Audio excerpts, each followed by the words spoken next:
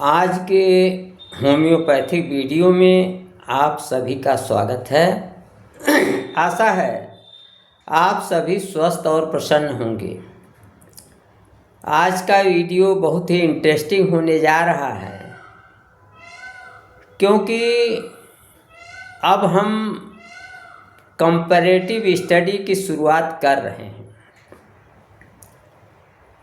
Homeopathy में खाने पीने के बाद तुरंत दस्त लग जाना, ये 9 होम्योपैथिक दवाओं में यह लक्षण पाया जाता है। होम्योपैथी में 9 ऐसी दवाएं हैं जिनमें खाने पीने के बाद दस्त लगने का लक्षण है, कि अर्थात आदमी कुछ खाता है या पीता है, रोगी कुछ खाता है या पीता है, उसके बाद उसे दस्त लग आता है। तो सबसे पहले आइए जानते हैं कि यह 9 दवाएं कौन कौन सी हैं जिनमें खाने पीने के तुरंत बाद दस्त लग आता है।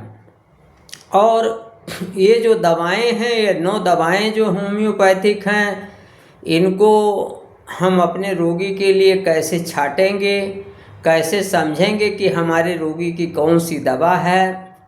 तो आज एक कंपैरेटिव अकाउंट मैं आपको दे रहा हूँ।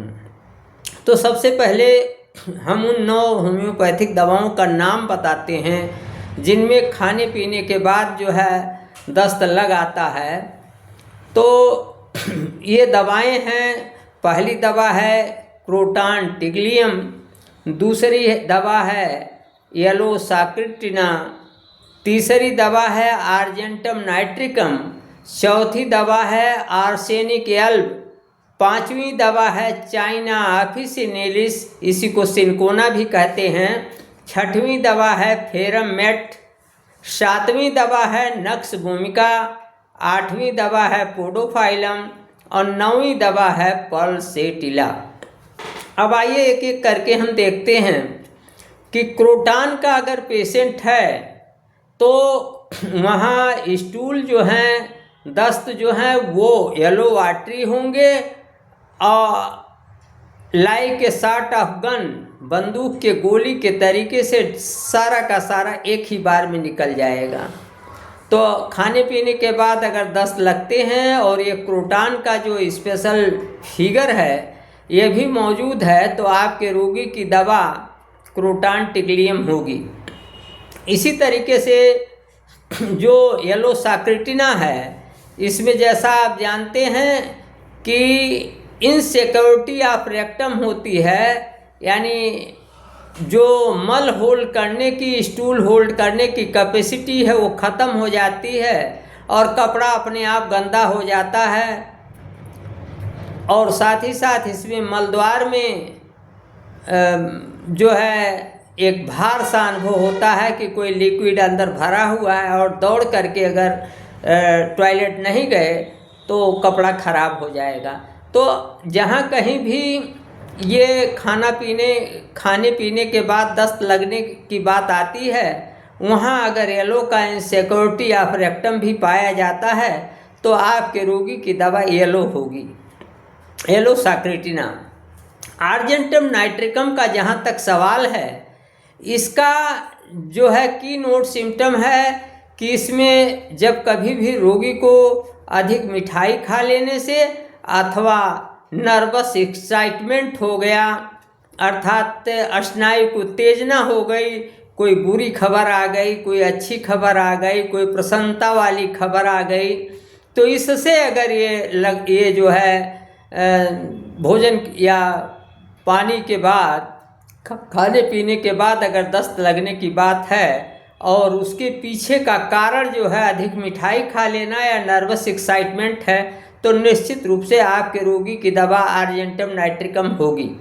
इसी तरीके से आर्सेनिक की जहाँ तक बात आती है, तो आर्सेनिक में है वीकनेस होता है। आर्सेनिक का मेन लक्षण है वीकनेस, कमजोरी, एंग्जाइटी। तो अगर वीकनेस और एंग्जाइटी है और इसके साथ आर्सेनिक का जो थ्रस्ट का लक्षण है, आर्सेनिक के थ्रस्ट की ये विशेषता होती है कि रोगी का मुंह सूखता है, उसे प्यास लगती है लेकिन वो ही drinks frequently but little at a time. तो वो बार बार पानी पीता है लेकिन बहुत थोड़ा थोड़ा पीता है, केवल गला सींचने के लिए पीता है। तो अगर ये आर्सेनिक का आपका थ्रस्ट रोगी में मौजूद है, वीकनेस है, एंग्जाइटी है, और इसके साथ जो है कुछ खाने पीने के बाद दस्त लग आता है, तो आपका रोगी आर्सेनिक का रोगी होगा। इसी तरीके से चाइना की बात करते हैं। चाइना की ये विशेषता है कि इसमें जो है लेंटिनेरिया पाया जाता है। लेंटिनेरिया का मतलब है कि इसमें जो हम खाद्य पदार्थ खाते हैं, भोज्य पदार्थ खाते हैं, हमारा जो भोजन है वो बिना पचे हुए मल के साथ ऐसा सच बाहर निकल जाना, इसे लेंटिनेरिया कहते हैं। तो ये बहुत बड़ी बात है इसकी। और दूसरी बात है, इसमें फ्लैटुलेंस होता है, पूरे पेट में अफरा होता है, थोड़ी डकार आने के बाद अफरा और बढ़ जाता है। तो अगर किसी रोगी को खाने पीने के बाद दस्त लग रही हो और उसे लेंटिनेरिया भी साथ में हो, फ्लैटुलेंस हो, तो निश्चित रूप से आपका रोगी चाइना का रोगी होगा, चाइना ऑफिसिनिलिस का रोगी होगा। इसी तरीके से फेरमेट है। तो फेरमेट में यह पाया जाता है कि इसमें लीस्ट एक्सर्शन से रेड फेस जो है वह रेड हो जाता है। थोड़ा सा भी परिश्रम से, थोड़ा से भी इधर उधर हिलने डुलने से चेहरे पर लालिमा आ जाती है। और इसमें एनस की प्रोलेप्सिस भी होती है और अनडाइजेस्टेड स्टूल भी होता है। तो अगर ये फेरमेट का लक्षण हो, एक्सेसिव वीकनेस हो, और जरा सा हरकत से, जरा सा थोड़ा काम से रेडनेस, फेस चेहरे पर लालिमा आ जा रही हो, प्रोलेप्सिस ऑफ एनस हो, अनडाइजेस्टेड फूड आ रहा हो, तो वहाँ आपके रोगी की दवा खाने पीने के बाद अगर उसका असर बढ़ रहा है तो वहाँ आपके रोगी की दवा फेरमेट होगी। इसी तरीके से नक्स भूमिका की बात करते हैं। अगर किसी को खाने पीने के बाद दस्त लग आता है और उसे इनइफेक्चुअल डिजायर टू स्टूल है, अर्थात वो पखाना करके आया, इसके बाद भी उसे पखाने का, टॉयलेट जाने की इच्छा बार बार हो रही है, तो ये इनइफेक्चुअल डिजायर जो है, बार बार जो है मल त्याग की इच्छा जो है, यही नक्स भूमिका का कीनोट सिम्टम है। अगर यह विद्यमान है तो निश्चित रूप से यदि आपके रोगी को खाने पीने के बाद अक्सर दस्त लग जा रही है तो आपका रोगी नक्स भूमिका का पेशेंट होगा। आगे अब बात करते हैं पोडोफाइलम की। तो पोडोफाइलम में जो स्टूल होता है वो प्रोफ्यूज होता है, वाटरी होता है, ऑफेंसिव होता है, इतना अधिक मात्रा में होता है कि लोग सोचते हैं कि ये कहाँ से आ रहा है, जितना खाता नहीं है उसके अनुपात में, खाने के अनुपात में स्टूल बहुत अधिक होता है, मल की मात्रा बहुत अधिक होती है और वो अत्यंत बदबूदार होती है। तो इस तरीके से अगर पोडोफाइलम का ये सिम्टम पाया जाता है तो निश्चित रूप से अगर आपके रोगी को खाने पीने के बाद दस्त लगाता है तो आपके रोगी की दवा पोडोफाइलम होगी। अब पोडोफाइलम की एक विशेषता और है कि इसमें तड़के दस्त शुरू हो जाते हैं और दोपहर आते आते वो कम हो जाते हैं, शाम आते आते बंद हो जाता है, लगता है रोगी बिल्कुल ठीक हो गया। यह भी एक मोडेलिटी है, इसका भी आपको ध्यान रखना है। आगे है पल्सेटिला। तो पल्सेटिला नाइग्रिकन्स की बात यह है कि इसमें मलत्याग के बाद भी पेट में जो है मरोड़ने काटने का दर्द काफ़ी समय तक बना रहता है। और इसमें एक बहुत बड़ी बात है कोल्डनेस इन द बैक, यानी पीठ में ठंडक अनुभव होती है। और साथ ही साथ मल त्याग के बाद जो एनस में है वो बर्निंग से सघन होता है, जलन की अनुभूति होती है। तो इस तरीके से जो ये मल त्याग के जो खाने पीने के बाद जो है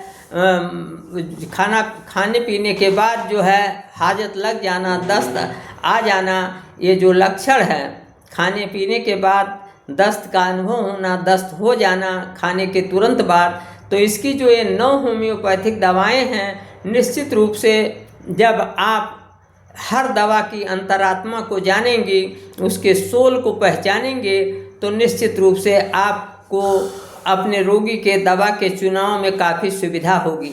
आशा है अगर इस वीडियो को आप सभी ने बहुत ध्यान से सुना है, देखा है और एक दो बार देखेंगे तो निश्चित रूप से आप अपने रोगी की पहचान कर सकेंगे कि आपका रोगी क्रोटान का रोगी है, येलो का रोगी है, अर्जेंटम नाइट्रिकम का रोगी है, आर्सेनिक का रोगी है, चाइना का रोगी है, फेरामेट का रोगी है, नक्सबोइम का रोगी है, पोडोफाइलम का रोगी है अथवा पल्सेटिला नाइग्रिकन्स का रोगी है।